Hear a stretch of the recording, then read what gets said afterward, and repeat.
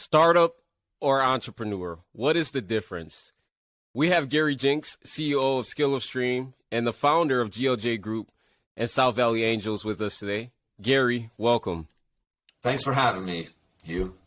So Gary, let's dive right in because I think this is a very important conversation here. And my first question for you, Gary, is how do I become an entrepreneur if I've never run a business and don't have a killer app? That's actually a great question. Can't say I've ever had anyone ask me that one before. But I like that question. So let's sort of start from the very beginning. First off, what is an entrepreneur? So if you take a look at entrepreneur in the dictionary, it says that it's a noun. It's a person who organizes and operates a business or businesses, taking on greater than normal financial risk in order to do so. So to answer your question, I'd like to expand a little bit on that definition from the dictionary. But I'd like to focus not so much on a person who organizes and operates a business or businesses, but I'd like to look at the idea of taking on greater than normal financial risk in order to do so, because that is really the key there. Now, many would argue that any business owner organizes and operates a business and is taking greater than normal risk. But let's now step back from an entrepreneur and look about business owner versus an entrepreneur. So traditionally, if we look at that definition, the definition we have there is you operate your business and businesses. Well, every business owner does that.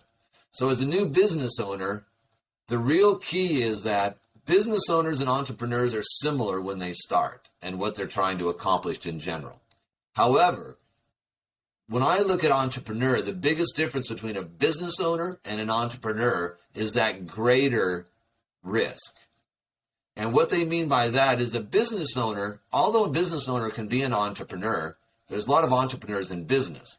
However, a business owner, by definition, generally finances their project and their idea through debt funding. They get a small business loan, they do some credit cards, but in general, they go down a debt path, which is very defined and so forth. Doesn't mean there's no risk, but that's primarily what the business owner does.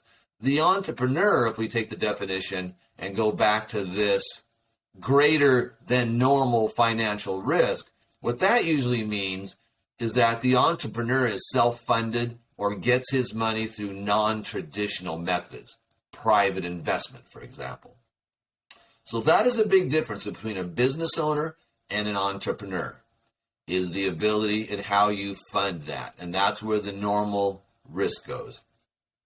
So how do you become an entrepreneur without having a killer app or a great business deal? Well, it's simple. Launch your product and fund it on your own. Now you're an entrepreneur.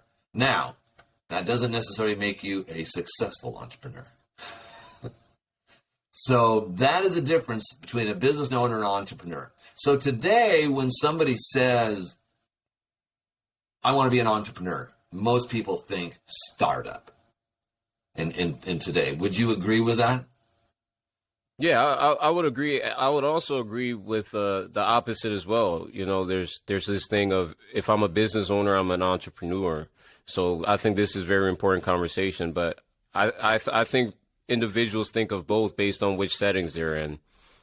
They do, because they're similar. But keeping in mind, the difference we're looking at here is, are you doing it through traditional debt funding, SBA loans, things like that? Or are you going out on the edge and wiping out your savings account and finding non-traditional funding to generate your idea? That's the real big difference. At the end of the day, they look and feel and smell the same just because business owners are entrepreneurs, you know, in general.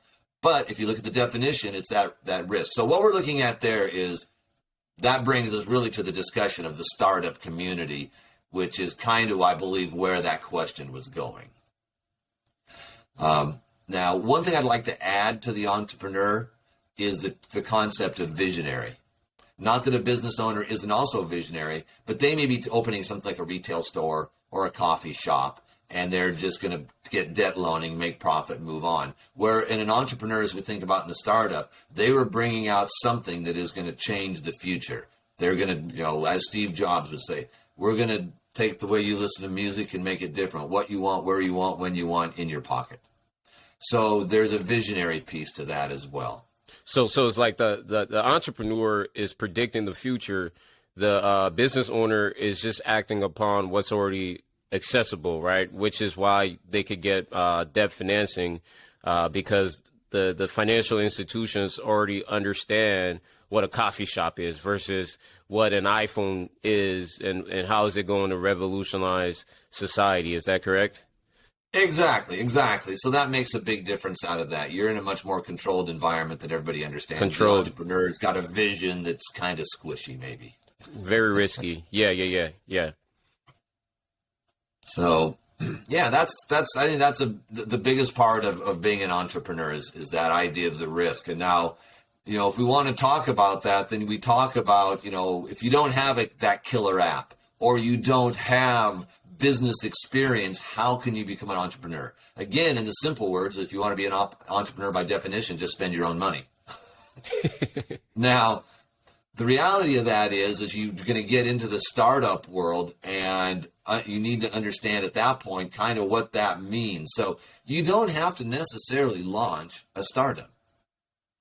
I think if you take a look at the definition of a startup, it is very similar to the definition of an entrepreneur, where the entrepreneur is the person who organizes and operates a business under greater than normal financial risk. A startup, by definition from the book Lean Startup, is a human institution designed to deliver a new product or service under conditions of extreme uncertainty. So we have this conditions of extreme uncertainty, greater than normal financial risk. The bottom line is it's self-funded, shared risk, and you're either bootstrapping or going through private investment using the term. So that kind of is what we're looking at there. And so you do not have to necessarily launch a startup. You can just be part of a startup.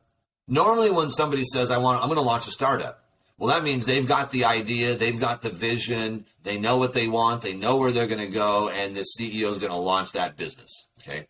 Now, if you don't have an idea or you've never run a business before, but you have skill sets, then you can go out and find that startup that's already launched and say, hey, I want to come work for you. I like what you're doing. I see you, what I see here, it looks like you're looking for somebody like this, or I just really like your business. I'd like to join your company. Could we do that? So then you can go to work for a startup. You don't have to be the one that's launching it, carrying the vision.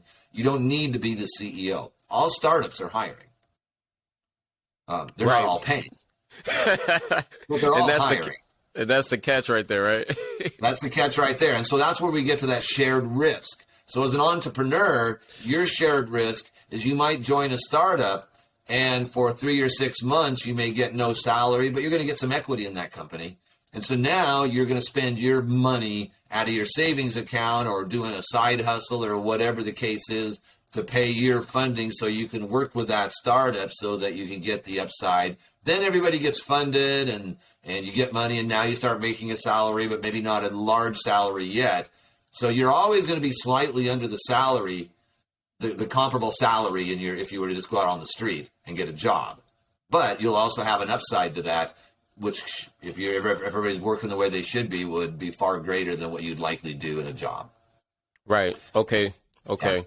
Makes sense. So I think this question is really important, Gary. What's the difference between a pizza and a startup?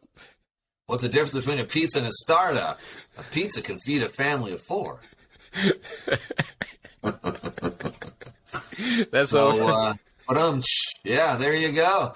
So, startup is a tough business, but again, we're talking entrepreneur. It's a different environment. It's not for everybody, and it's not for every idea. So, for example, we have people come in and pitch ideas to us like, hey, I want to open up this beautiful theater here that's going to do this. It's going to generate gazillions of dollars. We're going to have all this stuff going on in there. Well, that's traditionally not a private investment or a startup kind of a play. It's not really scalable. It's one location. And things like, hey, I'm going to open the next generation of cleaning services. Come to your home and clean your house. Traditionally, those aren't models that would work either, because there's no tangible item there. There's no IP, there's no patents, there's no product at the end. So if your company fails, you have a bunch of brooms and mops or a list of people that are no longer there anymore. So there's certain types of ideas that don't fit in the startup model. So that's, once you're into that realm, there's that aspect of it as well to take into account. What is your business and does it fit this particular model? Okay. So when we're talking about a business model and what fits in, would you please give our audience some more examples as to what may and may not fit within the entrepreneur model, the startup model? Sure. We've already gone over what doesn't, what fits more so in the traditional business model. You could go and get funding. It's something that's already been done over and over again. But what are examples of startups and businesses Sure. that fits in Sure. there? So in startups, we're looking at things like specific, what vertical markets are you in and what do you do? So anything that has like a SaaS model, software as a service, a platform, anything that has a tangible product. The key thing, there's two real fundamental things that drive whether or not you're fundable. Now, in the startup world, if you can't get funded, most cases you're not going to go very far. So we're going to leave, everything's kind of geared around it. So as an entrepreneur, your idea probably wants to be in one of two camps, or actually both camps. One is your idea 10 times better than what's out there today. So like you use the example of the iPhone. When the iPhone came out, all they had were phones that did basic texting and calls. They didn't have cameras. They were a phone. And then Apple came out with the classic candy bar style phone that had a swipeable screen and cameras and apps and all sorts of stuff on it. Obviously 10 times better than today's phone. Correct. So if your idea is 10 times better, and second, if you can show a rapid pathway to $100 million, then that's a fundable startup, so to speak. Now, what fits in those categories? Like I say, anything such as a SaaS model, technologies, any hardware inventions. But normally the startups in the world is not a new invention. It's an innovation. You're innovating something that's there today, and you're going to make it 10 times better tomorrow. If you fit that category, then those ideas work. And again, it's getting a little bit off our idea of an entrepreneur. But those, as an entrepreneur, if you're trying to come in and launch your idea, then you need to take those things into account. Again, if you don't have an idea and you've never run a business, but you've got skill sets, like maybe you're a developer, or you've got certain skill sets that could apply, then you could go and become an employee of a startup, still live and operate in that entrepreneurial environment. Because everybody wants to be an entrepreneur because, one, they want to work on their own, have independence, and make a lot of money at the end. Correct. No guarantee all three of those happen, but Right. that's the reason everybody's coming to this. If not, they would just go get a job. As we said, a great deal of uncertainties, right? So, I mean, that's all part of the game.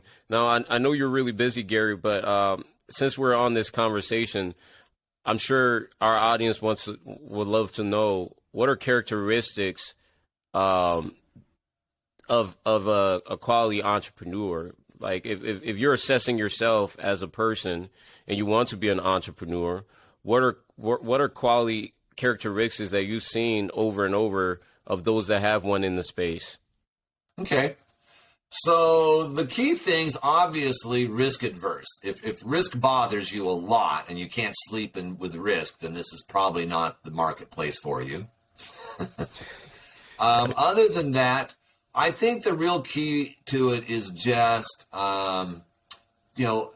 defining your role. I think that's the biggest thing, of understanding what your role is, and then that will define the skill sets. If you're coming in as a CEO, then I believe you need to have a visionary. You need to be visionary. You need to be able to see the future and understand how you fit.